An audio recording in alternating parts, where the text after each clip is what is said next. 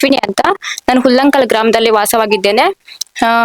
ಇತ್ತೀಚೆಗೆ ಏನಂದ್ರೆ ನಮ್ಮ ಊರಲ್ಲಿ ಹುಲ್ಲಂಕಲ್ ಗ್ರಾಮದಲ್ಲಿ ಬಾಬಾ ಸಾಹೇಬ್ ಅಂಬೇಡ್ಕರ್ ಅವರ ಪುತ್ಥಳಿಯನ್ನ ನಿರ್ಮಾಣ ಮಾಡ್ಬೇಕಂತ ಎಲ್ಲರೂ ನಿರ್ಧಾರ ಮಾಡಿದ್ವಿ. ನಮ್ಮೂರಲ್ಲಿ ಸವರ್ಣೀಯರಾದಂತಹ ಮಹಿಳೆಯರು ಮತ್ತೆ ಪುರುಷರು ನಮ್ಗೆ ಅಡ್ಡಿ ಮಾಡ್ತಾ ಇದ್ದಾರೆ. ಅಂದ್ರೆ ಅಂಬೇಡ್ಕರ್ ಪುತ್ಥಳಿಯನ್ನ ನಿರ್ಮಾಣ ಮಾಡೋದಕ್ಕೆ ಅಡ್ಡಿ ಪಡಿಸ್ತಿದ್ದಾರೆ.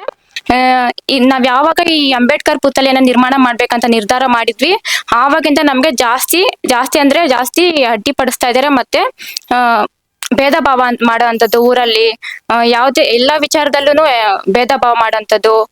ಅಂದ್ರೆ ನಮ್ಮ ಜನಾಂಗನ ಬೇರೆ ಜನಾಂಗದವರೆಲ್ಲಾನು ಇತ್ತೀಚೆಗೆ ಮಾತಾಡ್ತಾರೇನೆ ಆಗ್ಬಿಟ್ಟಿದ್ದಾರೆ. ಮತ್ತೆ ಕೆಲ ಸವರ್ಣೀಯರಾದಂತಹ ಅವರು ಕೂಡ ಬಂದು ಅಂಬೇಡ್ಕರ್ ಆಚರಣೆನ ಮಾಡಬಾರ್ದು, ಅಂಬೇಡ್ಕರ್ ದಿನಾಚರಣೆನ ಮಾಡಬಾರ್ದು ಅಂತ ಅಡ್ಡಿಪಡಿಸ್ತಾ ಇದ್ರು. ಆವಾಗಿಂದ ನಮ್ ಜನಾಂಗದವ್ರು ಏನಂದ್ರೆ ನಿರ್ಧಾರ ಮಾಡಿದ್ರು, ಏನಂತ ಅಂಬೇಡ್ಕರ್ದ ಒಂದು ಸ್ಟ್ಯಾಚ್ಯೂ ಕಟ್ಬೇಕು ಅಂತ, ಅಥವಾ ಅವ್ರದ್ದು ಪುತ್ಥಳಿಯನ್ನ ನಿರ್ಮಾಣ ಮಾಡ್ಬೇಕು ಅಂತ ಹೇಳ್ಬಿಟ್ಟು ನಿರ್ಧಾರ ಮಾಡಿದ್ವಿ. ಮತ್ತೆ ಅದು ಪುತ್ಥಳಿಯನ್ನ ನಿರ್ಮಾಣ ಮಾಡೋದಕ್ಕೆ ಮುಂದಾದಾಗ ಈ ಸವರ್ಣೀಯರಾದಂತಹ ಇವರೆಲ್ಲರೂ ನಮ್ಗೆ ಅಡ್ಡಿ ಪಡಿಸ್ತಿದ್ದಾರೆ.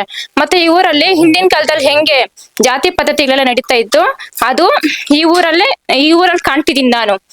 ಅದು ಹೆಚ್ಚಾಗಿ ಕಾಣ್ತಿದ್ದೀನಿ.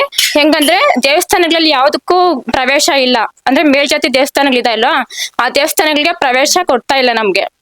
ಅದನ್ನ ನಾನ್ ನೋಡಿದ್ದೀನಿ ಕಣ್ಣಾರೆ, ಮತ್ತೆ ಗಮನಿಸ್ತಿದ್ದೀನಿ ಊರಲ್ಲಿ ಕೂಡ.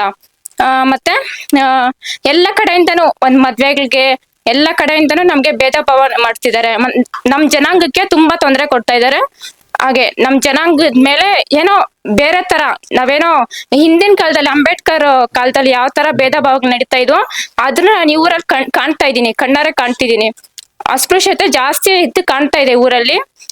ನಮ್ ಜನಾಂಗಕ್ಕೆ ಜಾಸ್ತಿ ಜಾಸ್ತಿ ಅಂದ್ರೆ ಜಾಸ್ತಿ ತೊಂದರೆಗಳಾಗ್ತಾ ಇದಾವೆ. ಇದಕ್ಕೆಲ್ಲಾನು ಇದೆಲ್ಲದಕ್ಕೂ ನ್ಯಾಯ ಒದಗಿಸ್ಕೊಡ್ಬೇಕು ನಮ್ಗೆ.